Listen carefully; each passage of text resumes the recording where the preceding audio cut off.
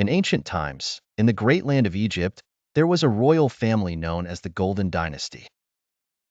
This family resided in a magnificent palace overlooking the Nile River, where the sun rose every morning to light their lives with hope and brightness. The ruler was King Amenhotep III, known for his wisdom and justice. He loved Egypt and its people, striving always to achieve goodness and fairness. By his side was Queen Tiye, famous for her wisdom and shrewdness, who aided her husband in making the right decisions. The royal couple was blessed with a son named Akhenaten. Akhenaten grew up in his parents' palace, a young man with ambition and a love for knowledge. However, he always pondered something different.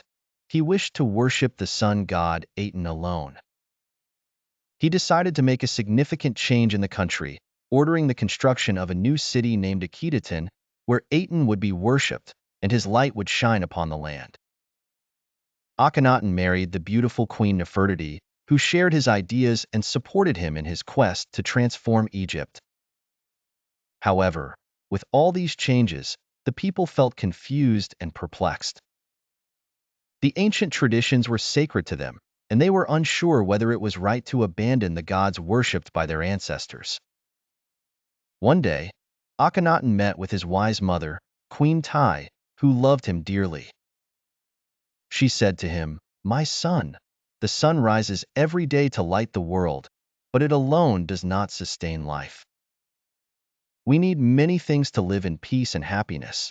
We need justice, wisdom, perseverance. You must listen to your people and understand their needs." Akhenaten pondered his mother's words and realized he ought to be a just ruler who listens to his people.